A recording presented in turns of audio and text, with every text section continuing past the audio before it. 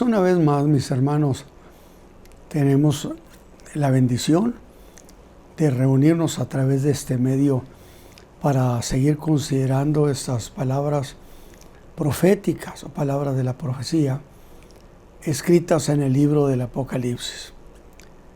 Un libro que evidentemente es de la segunda venida de Cristo sobre la tierra. ¿Por qué? Porque la Escritura autoriza a que se hable de dos venidas de Cristo a la tierra, que están asociadas, lo repito para que se graben esas cosas, están asociadas con dos promesas que se hicieron a dos hombres y que se tienen que cumplir. La primera promesa se le hizo a Abraham, que en él serían benditas las familias de la tierra. Profecía que se cumple cuando el Verbo se hace carne.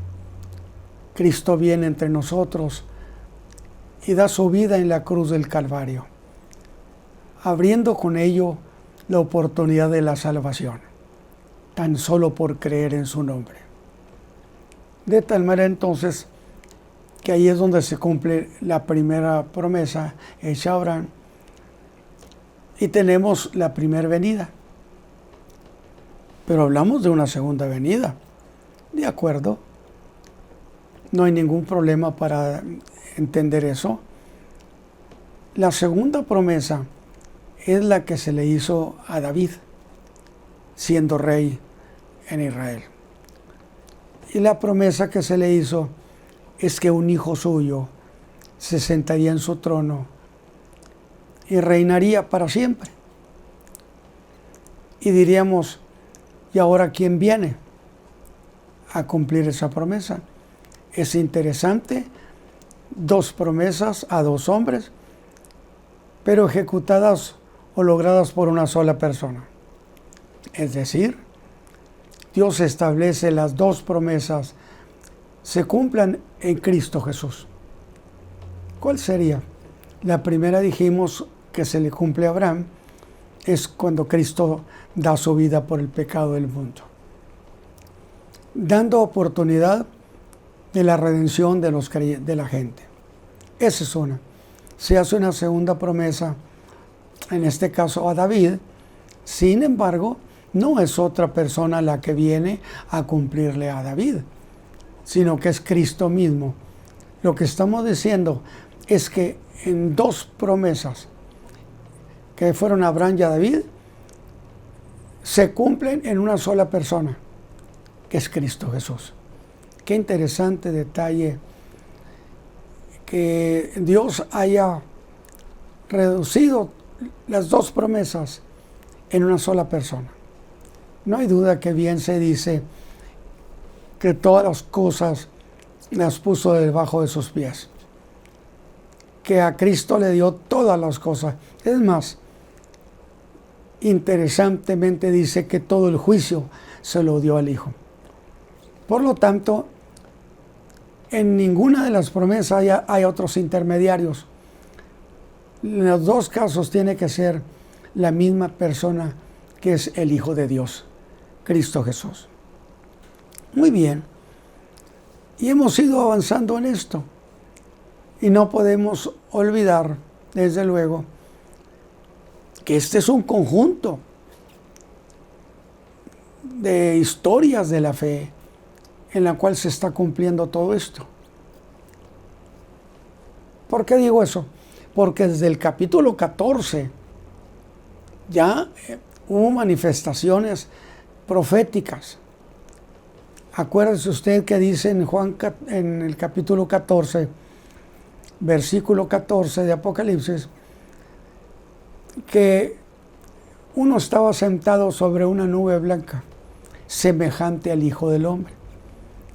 Y que ya hemos hecho aclaraciones muy contundentes, pues que evidentemente se trata de la persona del Señor Jesús, a quien se le dice el Hijo del Hombre. Y que dijimos y aclaramos, Hijo del Hombre, ¿por qué? Pues porque Él nace como cualquier hombre, creció como cualquier hombre, vivió como cualquier hombre. Incluso fue a la cruz del Calvario en calidad de hombre. No fue en calidad de un ser divino. Aunque en Cristo había una doble naturaleza, plenamente Dios y plenamente hombre. Pero a la cruz del Calvario no fue en calidad divina. Fue en la calidad de un hombre llamado Jesús. De tal manera que este hombre, sin ejercer ningún atributo de la deidad, vivió el Calvario y no echó mano ni Dios el Padre ni el Espíritu Santo intervinieron favoreciéndole en nada. Es decir, el Señor Jesús fue a la cruz como cualquier hombre, pero particularmente como cualquier hombre que no tiene ni quien lo apoye, que no tiene, por eso el clamor que yo le llamé el grito de la soledad. Dios mío, ¿por qué me has desamparado? ¿Qué dijimos? Ese es un Salmo, el 22, que tiene enorme contenido.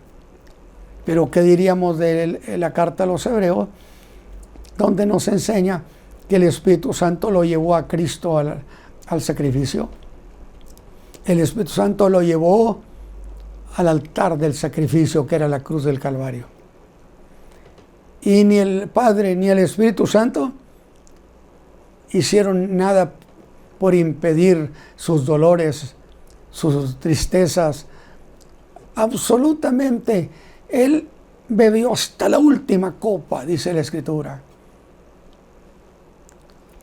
Y Cristo, como un hombre cualquiera, venció al diablo en la cruz del Calvario. Y esto es algo interesantísimo.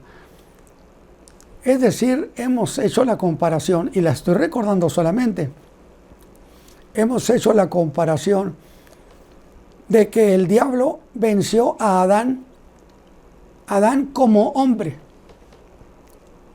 con su engaño y sus mentiras y sus falsas propuestas. Adán le creyó y entonces quedó bajo señorío y dominio, ciertamente. Pero ahora tenemos a Jesús. El segundo Adán le llama la Escritura. Aquel era el primer Adán, este es el segundo Adán. De tal manera que habría de vencer a Satán. Esa era la cuestión. Ese era algo que tenía que hacerse. Él tenía que vencer al diablo en su condición de hombre, que no tenía, que era el más desvalido de los hombres. Y Cristo Jesús en la cruz del Calvario dio aquel grito precioso: consumado está. Satán recibió ese golpe que Dios le había profetizado en el jardín del Edén al diablo, cuando le dijo: el hijo de la mujer te golpeará en la cabeza. Y ese día en la cruz del Calvario, yo dije casi a las 3 de la tarde, porque fue esa hora, 3 de la tarde, cuando se consumó todo el sacrificio. Esa hora Satán estaba preocupadísimo cuando la hora se acercaba. Él ya sentía el golpe en su cabeza. Él ya sentía que la profecía se iba a cumplir. Porque cuando Dios dice algo, es algo que no se cambia. Él es el mismo ayer, hoy y por todos los siglos. Y fue una victoria gloriosa de la que los siglos han disfrutado. 2000 años de siglos, 2000 años hemos disfrutado esta victoria de Cristo en la cruz. Y entonces desde el capítulo 14, versículo 14, se empiezan a dar esas manifestaciones cuando dice que un ángel le dijo: lanza tu hoz sobre la tierra. ¿Por qué? Porque ese hombre que estaba sobre esa nube blanca, Juan dice que tenía una corona, por supuesto, de la realeza. Cristo, Rey de Reyes y Señor de Señores. Y segundo lugar, traía una hoz aguda para cortar precisamente la mies, pero que significaba juicio. Y un ángel le dijo: lanza tu hoz sobre la tierra, porque la mies ya está madura. Y entonces yo dije que el Señor Jesús, ese Hijo del Hombre, no es el que va a cegar toda la tierra, pero sí podemos entenderlo como el que dio la orden de que empezaran a cortarse las mies en toda la tierra. Trabajo que lo hacen los ángeles, definitivamente. Es impresionante ese detalle, precioso. Y luego ya a partir del capítulo 15, acuérdense ustedes que dije: voy a leer el versículo primero del 14, el versículo primero del 15 y del 16, que son los pasajes tutelares de ese capítulo. Y bueno, en el capítulo 15, versículo 1, Juan dice que vio 7 ángeles que tenían las 7 plagas postreras. O sea, está diciendo, esto se termina, eso llega al fin de todas las cosas. Desde luego hay que hacer aclaración cuáles son todas esas cosas. Las estaremos señalando. Porque en ellas, cuando esas copas fueran derramadas, el contenido que tenía, que era la ira de Dios, al mismo tiempo se consumaba la ira de Dios. Por eso yo apelé a lo que Juan vio, pero que lo consideró como una señal. No dijo una visión, como una señal. Y dijimos, ¿qué sería eso de una señal? Bueno, aclaramos que esa señal, en el término de la Escritura, allí, debe entenderse como un acto para mostrar algo que se distingue de todo. Y ese distinguirse consistía en que vio 7 ángeles que tenían copas, cada uno, y que contenían cada uno, en consecuencia la suma de ellos, las 7 plagas últimas.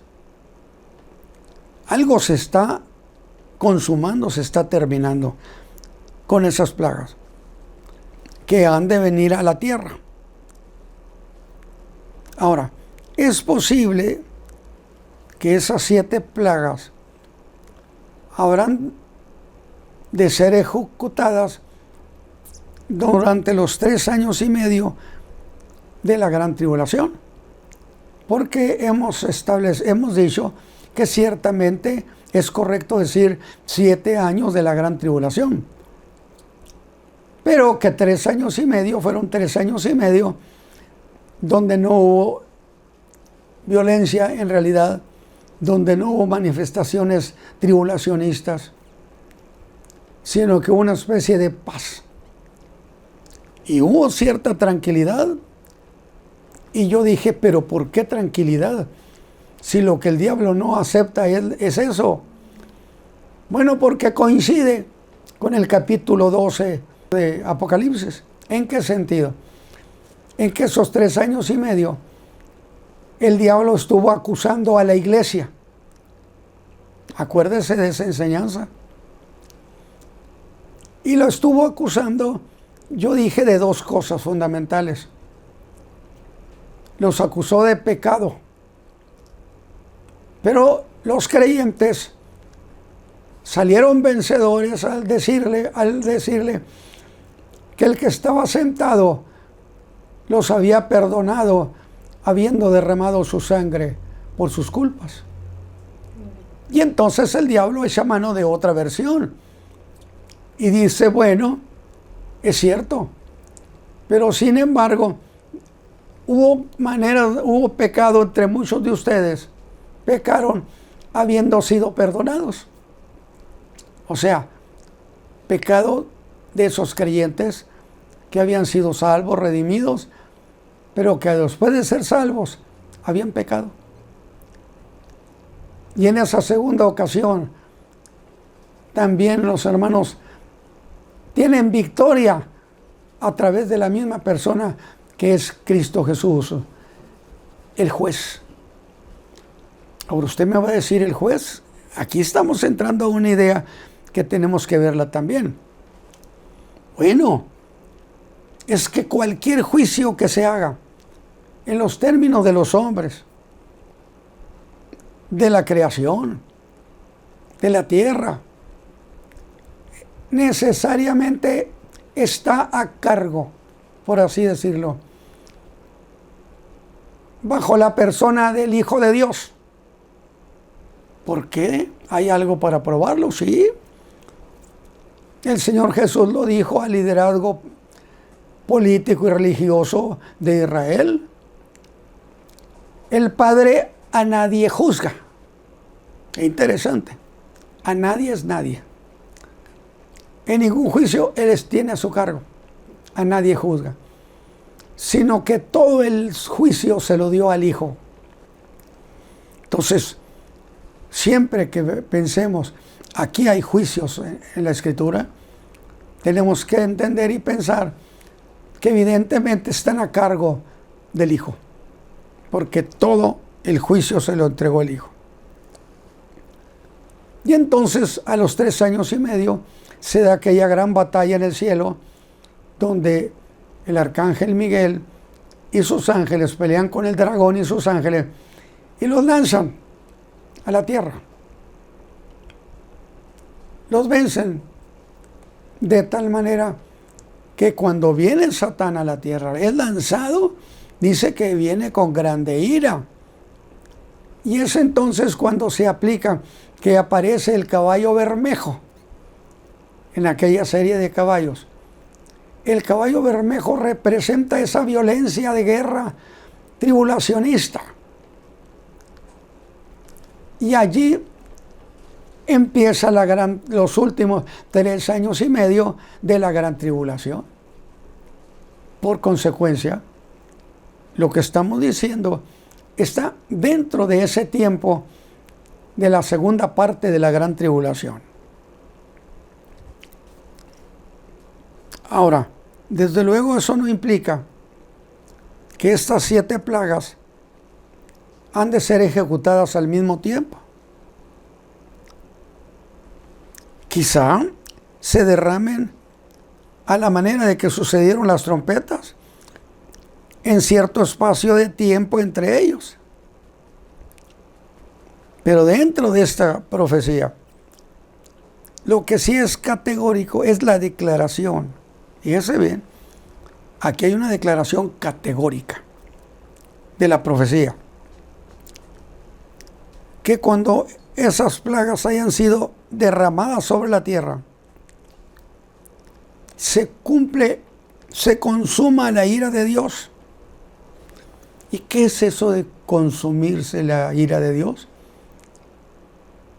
Bueno, evidentemente que con ello se cumple la sentencia aplicada por la justicia divina a cada caso en particular. ¿Por qué? Usted me dice, ¿acaso se está haciendo ese juicio?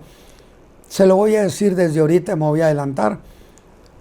Hubo un hermano que me dice, hermano, ¿esos capítulos son de juicio? Y yo le digo, no. no se está dando un juicio. El juicio ya se hizo. Aquí se está ejecutando el castigo, se está ejecutando sentencia, no haciéndose un juicio. Porque casi siempre se piensa que esos capítulos Dios está haciendo juicio. Capítulo 12 sí, cuando se juzga a la iglesia y que Satán se va allá para acusarlos, a los creyentes. Allí sí se hizo juicio. Y dijimos, ¿a cargo de quién? A cargo del Hijo, porque el Padre le otorgó al Hijo la facultad o el derecho de encargarse de todos los juicios que haya sobre los hombres o que haya sobre la creación.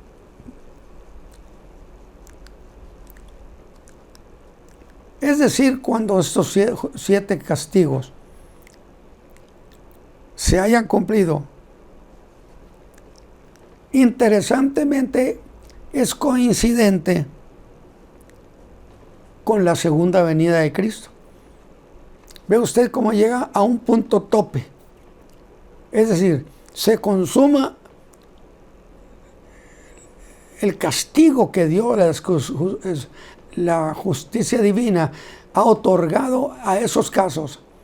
Cuando se consuma esa justicia, se da sentencia, y cuando la sentencia se cumple, en este caso por medio de castigos, se llega al fin de las cosas. ¿De cuáles cosas? Desde ahorita le digo, no es al fin del mundo, porque es muy común que se piense, es que mire nomás estas cosas que están pasando ahorita, son señales del fin del mundo. No. Jesús dijo, principio de dolores, mas no es el fin. Entonces, con ese entendimiento, vamos pensando en lo que es el juicio y lo que es el castigo, o la sentencia. Y consecuentemente, se da fin a la guerra de Armagedón. ¿Por qué? Porque con la segunda venida de Cristo, el Señor tiene una gran victoria sobre el líder de la Armagedón, que es el anticristo. Y el anticristo es vencido, derrotado, que yo le llamo el prestanombre del diablo. Y junto con él, al falso profeta, y que los ángeles hacen prisionero al anticristo y al falso profeta y los envían al abismo. No me pregunte dónde es eso, pero evidentemente son profundidades, puesto que se está tratando de un juicio en la tierra y de sentencias en la tierra, sin duda. Pero resulta que un ángel toma prisionero a Satán y lo lleva al abismo. Y la orden que había era que iba a estar allí 1000 años. Y voy a hacer referencia a que alguien me dijo, hermano Ramos, pero ¿cómo es posible que si el diablo es un espíritu, pueda ser encerrado en un medio físico, como es el abismo? Bueno, es que había algo muy interesante. ¿Sabe usted que lo mantenía obligadamente allí 1000 años?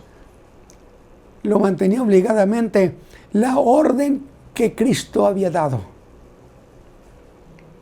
Es decir, aquí te quedas. Era el mandato que se le había dado a los ángeles en esa detención que se hizo de Satán.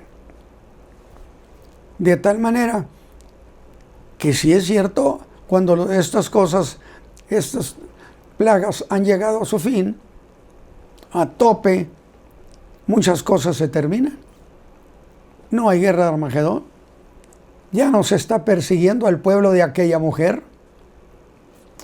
Esa historia ha terminado. Han llegado tiempos gloriosos para ese pueblo. Definitivamente. Ha terminado, dije, la gran tribulación. Y por supuesto, esto nos lleva de luego a que el Señor Jesús, el Rey de Reyes, el Hijo de David, restaura el reino de David. Yo nunca he dicho establece el reino, porque se establece lo que no existe. Pero en este caso, el reino de David ha existido. Entonces hay que restaurarlo. ¿Y qué es la pregunta que hicieron los discípulos en el monte del Sinaí? Digo, en el monte de las Olivas. ¿Restaurarás en este tiempo el reino a Israel? No le dijeron lo vas a establecer. Ve usted los detalles tan bonitos. Bueno, pero aquí hay una cuestión interesante. Si el diablo va a estar allí 1000 años, va a ser 1000 años de inactividad de su maldad sobre la tierra. El anticristo y el falso profeta en el abismo. Satán en el abismo 1000 años. Por consecuencia, no hay actividad satánica ese tiempo. Ahora usted puede decir, hermano, es que la Biblia nos dice que sí habrá todavía inconformidades contra Cristo, el Rey, y que habrá conflictos. Sí, sí es cierto. Pero no podemos dejar de pensar que aunque a Satán es arrojado al abismo y le ordenan esos 1000 años, la gente sigue teniendo muchas cosas dentro de ellos. Formas de entender las cosas, formas de querer, formas de pensar, asociadas con las tesis de Satán. Por supuesto. Pero son 1000 años de tranquilidad, donde el desierto florecerá, donde el león pasará junto con el cordero, donde el niño jugará junto a la serpiente, y nada dañará en mi santo monte, dice la Escritura. Imagínense, por eso a eso se le llama la redención de la tierra. Porque cuando Dios la creó y entrega el jardín del Edén a Adán y a Eva, no había esa clase de problemas. Era un paraíso. Sin embargo, cuando el pecado entró, todas las cosas cambiaron. Hasta la misma naturaleza dejó de producir lo que antes producía.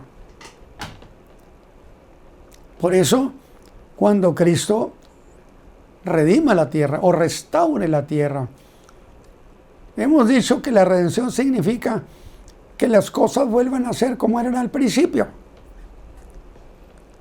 Entonces imagínense lo lindo, que las cosas vuelvan a ser en el mundo como eran en el principio de la creación.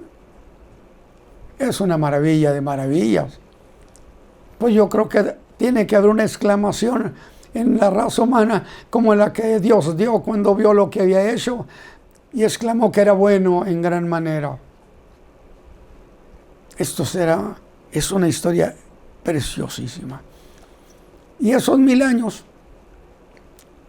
que el diablo va a estar en el abismo son los 1000 años del llamado milenio o reino milenial de Cristo, donde por supuesto será un tiempo extraordinario, hermosísimo. Y Juan, volviendo a lo que estaba viendo, porque no empieza diciendo tuve una visión, pero sí dice que vio 7 ángeles, a los que se le dieron 7 copas ¿Quién se los dio? Uno de los, algunos dicen querubines, eran ángeles muy cercanos a Dios, de gran jerarquía. ¿Por qué no? O pudo haber sido el mismo Señor. Pero dejemos eso. Pero en cada copa iba la ira de Dios, como una señal que se distingue de lo demás. Esto era distinto. Esto iba a poner fin. ¿A qué dije? A la gran tribulación, al Armagedón, a la actividad del diablo, a la actividad del anticristo y el falso profeta. Vámonos. Entonces sí significa el fin de algo, mas no el fin del mundo. Y como ya estamos a la entrada de estos capítulos, en este caso del 16, que nos llevan a los resultados de juicios de Dios que han sido hechos. Y eso es lo que acabo de decir. Nos lleva a ver juicios de Dios que han sido hechos, no que está haciendo. Y que involucran lo que llaman el versículo 15 del capítulo 14 como la mies de la tierra que estaba madura. Y había que segar, había que cortarla. Ya era mucho. La raza humana, ¿no? Y lo dice a través del profeta Isaías, que Dios viene a visitar la tierra para ver qué ha hecho el hombre en la tierra contra él. Y el que estaba sentado sobre esa nube echó su hoz sobre la tierra y la tierra fue cegada. Luego entonces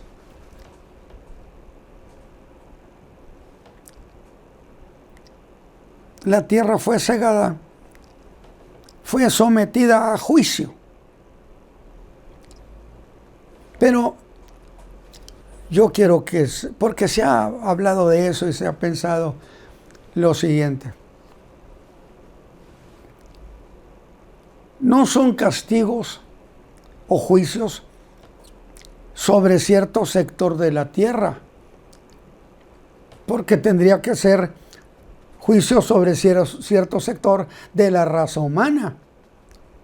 Y si es en toda la tierra, es en toda la raza humana, porque la raza humana habita toda la tierra.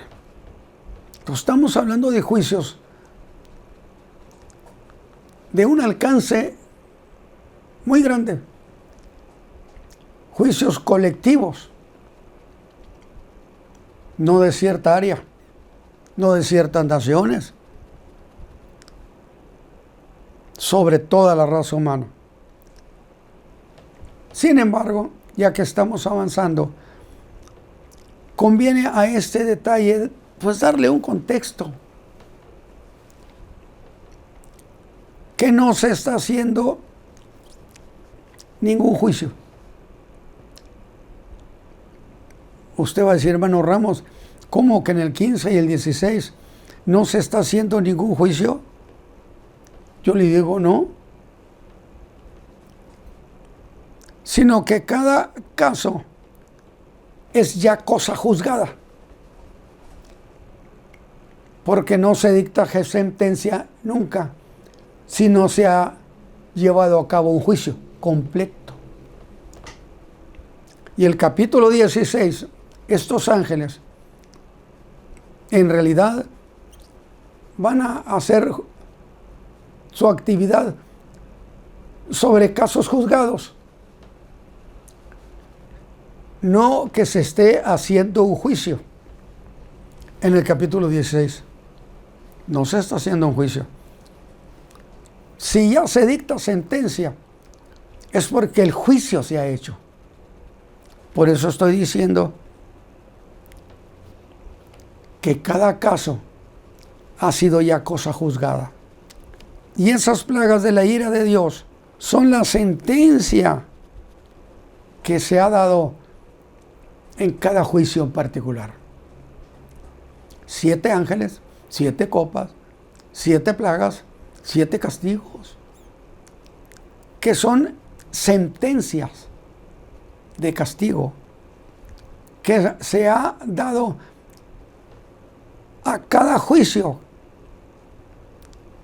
sobre algo, aunque tengo que decirlo, no es sobre alguien, porque estos juicios no son juicios de alguien en particular, sino son juicios colectivos.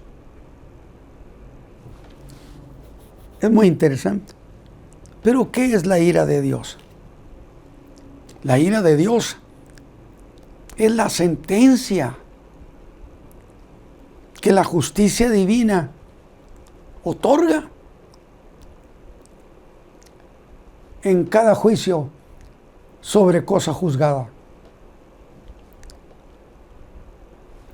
Y eso de la ira consumada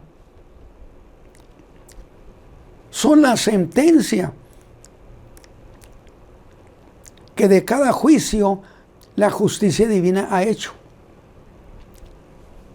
Entonces, lo que traían esos ángeles en esas copas eran sentencias, cosas a ejecutarse.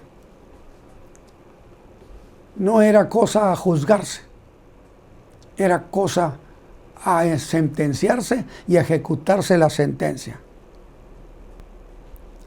Y eso de ira consumada de Dios es el castigo otorgado en esa sentencia, que al lanzar esa sentencia sobre cada lugar juzgado, la sentencia tiene consecuencias y tiene resultados y tiene cumplimiento. Y entonces se diría sentencia cumplida. Ya no se está haciendo juicio, se está ejecutando una sentencia, resultado del juicio hecho en la justicia divina. Y por consecuencia, cada juicio que se hace sobre algo llega a un final. Y cuando se llega a un final, se tiene que otorgar sentencia. Ve usted conmigo la idea que estoy llevando. Pero veamos. Juan ve a 7 ángeles salir del templo en el cielo. Y uno de los 4 seres vivientes dio una copa de oro a cada ángel. Pero hay que tener muy claro que no se tratan de estas sentencias. Y ese bien, estas sentencias nada tienen que ver con las que resulten de aquel juicio en el trono blanco después del milenio, cuando se dé la segunda resurrección, porque ahí son juicios por el pecado personal. Estos otros juicios de lo que estamos viendo aquí y castigos son colectivos, porque abarcan espacios grandes o toda la tierra y causan a mucha gente. Entonces son colectivos, mientras que en el trono blanco son personales. Incluso habrán de traer los expedientes de cada quien, dice la Escritura. Este juicio del trono blanco es el que se da después de la segunda resurrección.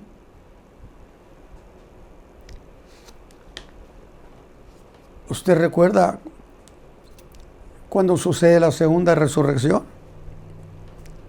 La segunda resurrección sucede 1000 años después de la primera. El Señor, por ejemplo, hoy viene por su iglesia. Resucitan todos los creyentes. Primera resurrección. Por eso Cristo es parte de la primera y se le llama primogénito de los muertos. Porque Cristo es el primero de ese gran número de resucitados. En la primera resurrección, el primero es Cristo, y luego muchos otros, y ahora el Espíritu Santo levanta a todos los creyentes de todos los siglos. Primera resurrección, así se llama, primera resurrección. Y pasarán 1000 años cuando se dé al fin del milenio la segunda resurrección, donde serán levantados todos, de todos los siglos, de todos los milenios, para presentarse ante aquel a quien el Padre le dijo: te otorgo el derecho de juicio. ¿Qué es lo que dice Juan 5? El Padre a nadie juzga, pero sobre todo el juicio se lo dio al Hijo. Y toda esa multitud tan enorme, tan grande, de quienes han de ser resucitados, es en absoluto todos. En esa segunda resurrección no se queda nadie entre los muertos. Por eso yo decía una vez, esa segunda resurrección le quita la chamba a la muerte, porque a partir de ahí no vuelve a tener a nadie en sus manos, porque ya no habrá muerte, porque toda la raza humana por milenios ha cumplido la sentencia de la carta a los Romanos, que la paga del pecado es la muerte. De tal manera que está establecido a los hombres morir una vez y después el juicio. De tal manera que esos que resucitan son en absoluto todos, la totalidad de todos los muertos que están todavía entre los muertos. Son levantados, pero para ser llevados a juicio ante el trono blanco, donde evidentemente el juez es Cristo Jesús. Porque ese es el derecho que el Padre le otorgó. A mí me parece una cuestión lindísima. Entonces, hay una diferencia. Y voy a ser un poquito más exigente. Podemos hasta decir con cierta certeza que si Cristo levanta a la iglesia, todavía queda un espacio como de 7 años para que se dé ahora sí la segunda venida de Cristo. Porque una cosa es el arrebatamiento de la iglesia, otra cosa es la segunda venida de Cristo en su primera resurrección, y otra cosa distinta, la segunda resurrección y el juicio del trono blanco. Eso, bueno, que usted aprenda eso. A mí me fascina con que los hermanos les interese mucho aprender estas cuestiones. De tal manera, porque usted me va a decir, bueno, pero en esas plagas murieron muchos, ¿sí? Yo me imagino que miles y miles y miles de muchos que murieron producto de las plagas. Y está establecido que mueran una vez, ¿sí? Pero en la segunda resurrección, esos vuelven a la vida. Porque está establecido que mueran una vez y luego ser llevados a juicio. Así que esos de la segunda resurrección les espera tiempo malo. Qué interesante. Porque aclaré que las otras eran sentencias colectivas. Estas son sentencias individuales. Venga cada quien. Donde serán juzgados ante el trono blanco. Entonces estamos estableciendo diferencias.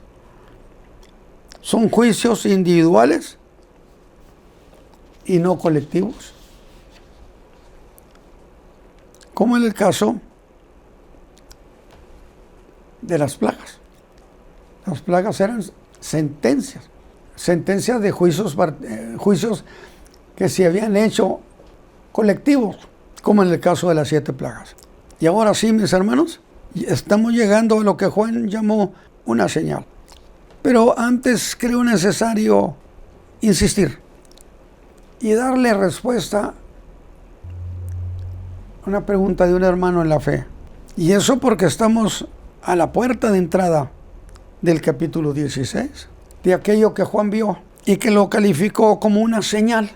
Juan, ¿qué es para ti señal? Lo que vi 7 ángeles, a los cuales vi cuando los seres vivientes les dieron una copa, y en cada una de ellas estaban depositadas las plagas postreras. Juan nos diría, estamos llegando a fin de tiempos y no el fin del tiempo. Y que cuando el contenido que había en esas copas,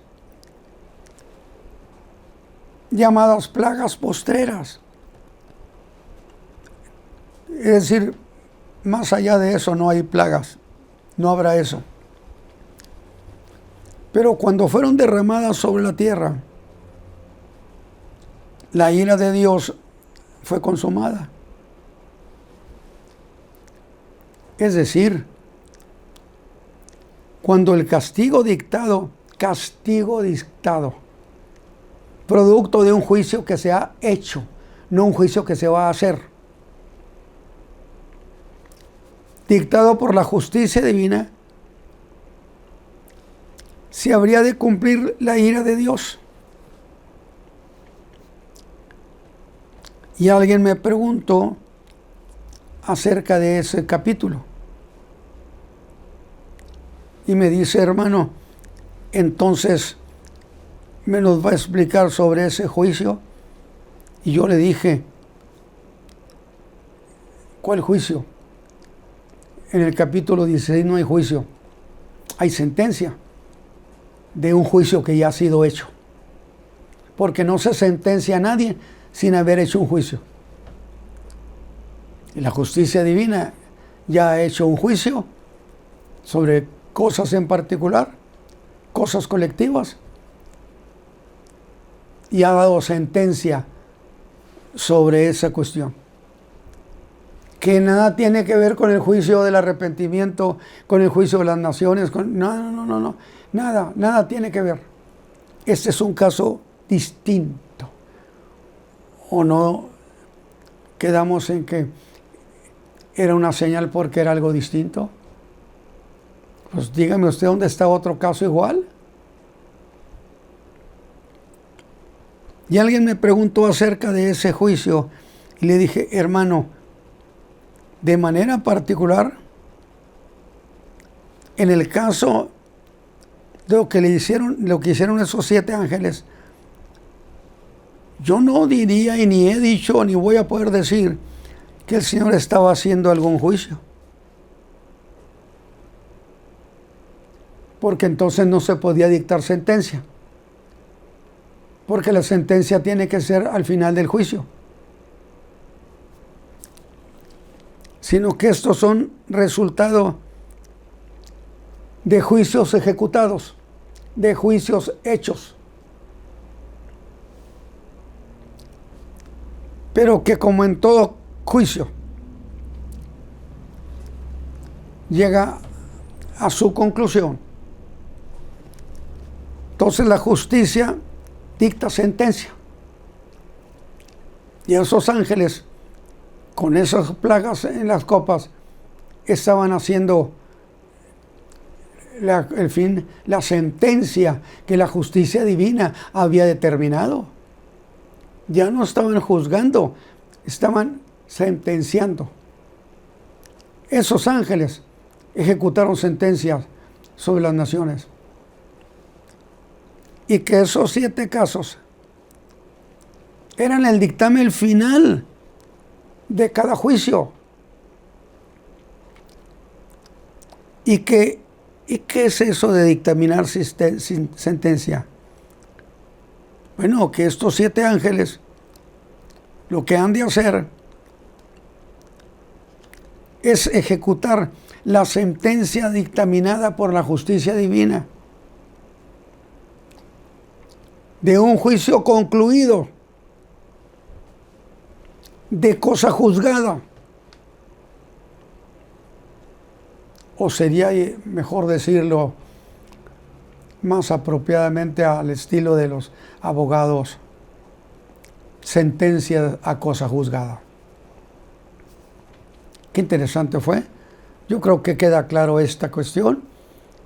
Para mí, el capítulo 16, que contiene todo eso que hicieron los ángeles, derramar sentencia de juicio que ya habían sido hechos por la justicia divina. Solamente estaban ejecutando sentencia, que era el fin de todo. Pero que esa sentencia se estaba ejecutando no sobre alguien en particular, sino eran sentencias colectivas. A diferencia del trono blanco, cuando se dé la segunda resurrección, comparecerán los hombres y las mujeres, compareceremos los seres vivientes, o comparecerán para ser juzgados de manera personal, que nada tiene que ver con la iglesia, para que nadie diga, a la iglesia le falta ser juzgado. No. Por eso le digo, acuérdese de lo que expliqué en el capítulo 12 de Apocalipsis, donde el diablo por 3 años y medio acusó a la iglesia de pecado. Los creyentes lo vencieron al diablo apelando a que el que estaba sentado había pagado el precio por su pecado, y que si él podía echar por tierra eso, que lo hiciera. Imposible. Y luego apeló a una segunda acusación, que ya la dijimos. El creyente es salvo, pero luego después sigue pecando. ¿Y esto cómo lo arreglas?, dijo el diablo. Pero todos los que estaban allí habían sido levantados, y el Espíritu Santo conoce a los que son de Dios. Nada de que allí se va a suceder de que a alguien lo tienen que regresar. Entonces, en la primera resurrección son puros creyentes. A ver, quiero pensar. Sí, la primera resurrección es para creyentes y la segunda es para no creyentes. O no necesariamente para no creyentes. Puede ser en gran parte para no creyentes, pero muchos de los que sí conocían la fe y no se arrepintieron, esos también van a ser levantados en la segunda resurrección. Todos aquellos que no tuvieron un encuentro con Cristo, que no lo invocaron para perdón, serán levantados en la segunda resurrección. Pero algunos dirán, pero es que él conocía el Evangelio. Sí lo conocía. Pero también está escrito que con el corazón se cree para justicia, pero con la boca se hace confesión para salvación. Y usted no puede hacer confesión si ya se murió. Por consecuencia, la muerte determina la eternidad también, porque ya no hay arreglo. Pero nos vamos entonces a la primera copa, del capítulo 16, versículo 1 al 12, que dice: y oí una gran voz del templo. Y se pregunta mucho, ¿quién es el que dio esa voz? La Biblia no lo dice. Definitivamente tiene que ser alguien de gran jerarquía, porque se está haciendo un juicio de ese nivel. Oí una gran voz del templo que decía a los 7 ángeles, alguien que daba órdenes: id y derramad las 7 copas de la ira de Dios sobre la tierra. Y fue el primero. Esto de fue el primero y luego fue el segundo ángel, luego fue el tercero, no deja de darnos la idea de que todos no van juntos, que no son juicios al mismo tiempo, o sea, las 7 copas al mismo tiempo. Ya tenemos uno, luego viene el segundo ángel, luego el tercer ángel. Da de alguna manera la idea de cierta consecutividad, como sucedió con las trompetas, en el capítulo 8, donde había un espacio entre trompeta y trompeta.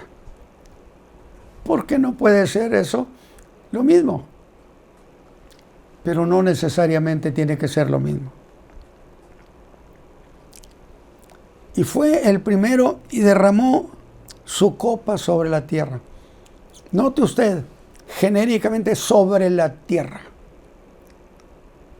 No está hablando de ciertas regiones. Está hablando de la totalidad de la tierra. Porque si está haciendo eso sobre la totalidad de la tierra, las plagas vendrán sobre toda la raza humana. Pero claro, algunos hermanos pueden estar pensando, entonces no, si usted es un creyente que se fiel a Dios, a usted no le toca esto. Digo, para que tenga eso en su corazón. Y fue el primero.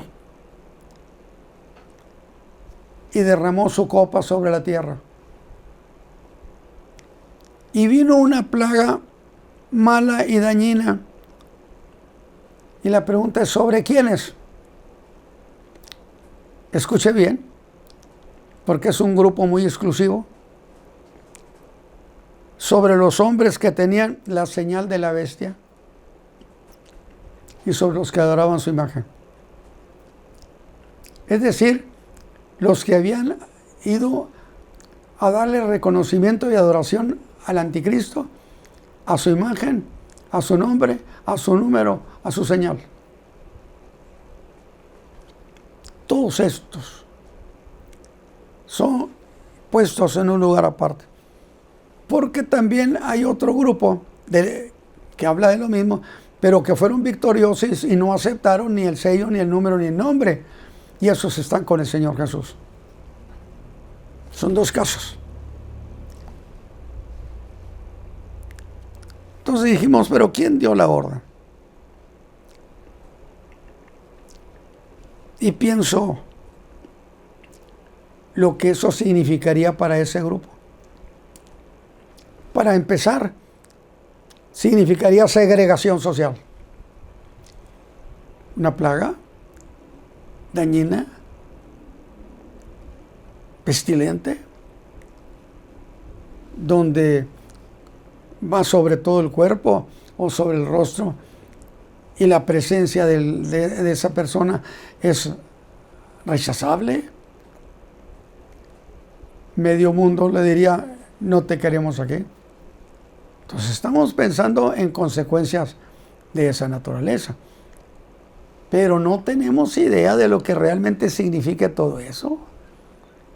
Porque esto es algo bastante fuerte. Llega ahí, muy oloroso. Es pestilente. Es cancerígeno. Y piensen lo que significa para ese grupo. Bien se ha dicho con anticipación un ángel que aquel que hiciera eso no tendría reposo ni de día ni de noche.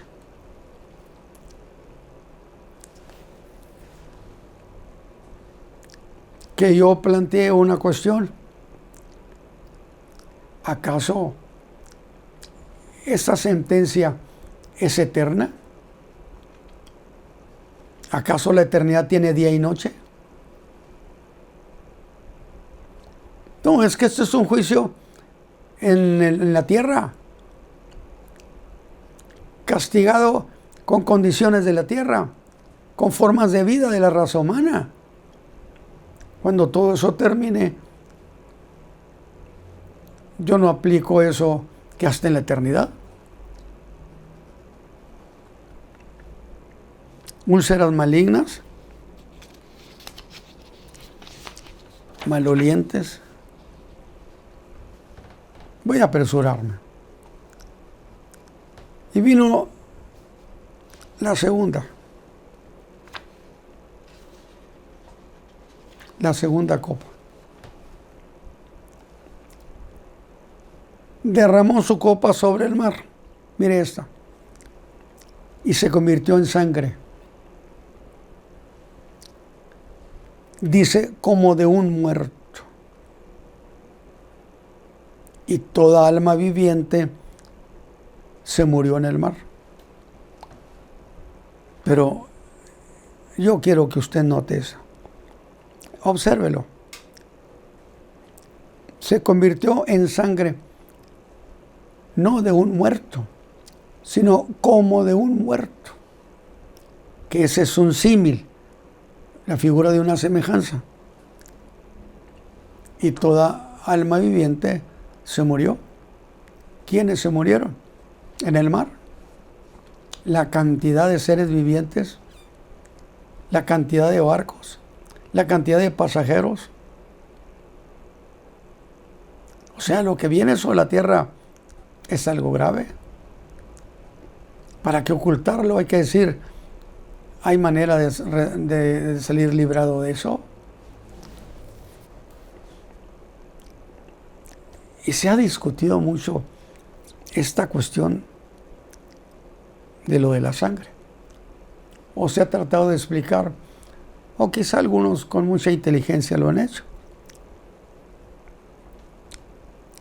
Fíjese usted, es que dicen cómo es posible, porque allá en la tercera, se habla acerca de que la sangre de los hermanos que fueron ejecutados por malvados cayó en la tierra. Y la idea es como si la tierra le regresara a la raza humana esa sangre.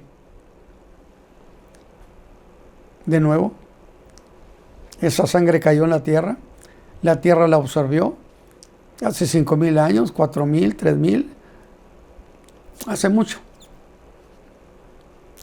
¿Cómo volver otra vez a salir a mostrarse? Pues sangre como de un muerto. Y toda alma viviente fue muerta. Y entonces se piensa, en algunos casos, es imposible. ¿Cómo, a menos que esto se trate de una operación soberana de Dios que hace que la tierra que recogió, que absorbió esa sangre, la regrese, la entregue? Claro que es posible, pero hay una idea que yo quiero dejarle a usted. Está escrito, polvo eres y al polvo regresarás. Tenemos miles de años de gentes que han muerto. ¿En qué se convirtieron sus cuerpos? Pues en polvo. Sí, eso está bien porque te sepultan, ahí quedas y con el tiempo tu cuerpo se hace polvo. Muy bien. Y para la resurrección, ¿qué se necesita? Escúchenme, mis hermanos. Para que ese cuerpo resucite hace 5,000 años, es necesario que ese polvo vuelva otra vez a tomar la forma del cuerpo en el que vivía esa persona. Y eso no es una cosa que requiere poder. Imagínense, miles y miles de muertos sepultados en la tierra. Ahora tienen que levantarse.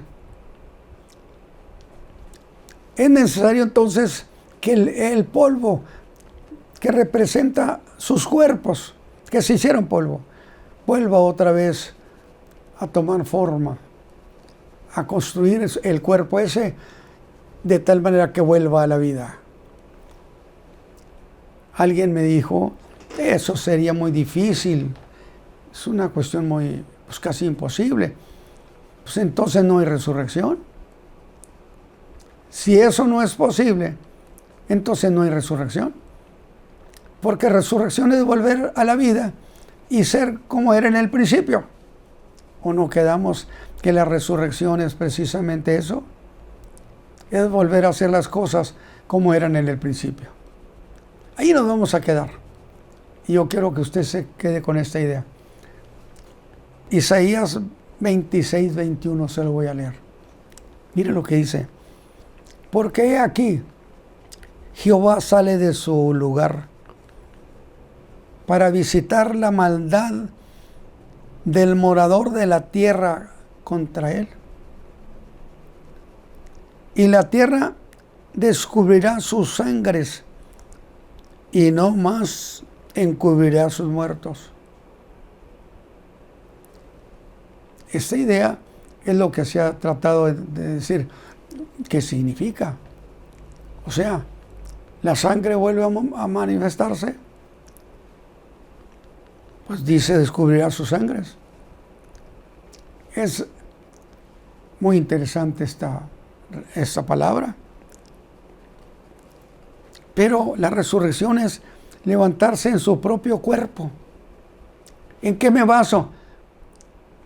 Pues en que Cristo cuando se levantó precisamente en su propio cuerpo, en el que hacía unos días había estado con los discípulos. Y entonces la resurrección tiene que ser a semejanza de su resurrección. Ahí nos vamos a quedar. Vamos a orar. Padre eterno, muchas gracias por la oportunidad que nos das de enseñar estas cosas. Permite que seamos inteligentes, que tu Espíritu nos guarde de cometer error de apreciación y que tu palabra, Señor, bendiga nuestras vidas. Que esto que hemos hablado, algunos de los que nos han oído decidan entregarse a tu Hijo amado Jesucristo para perdón de pecados, para no estar en ese tiempo y no sufrir las consecuencias tan dolorosas. Entréguese a Cristo Jesús. Dios le bendiga. Amén.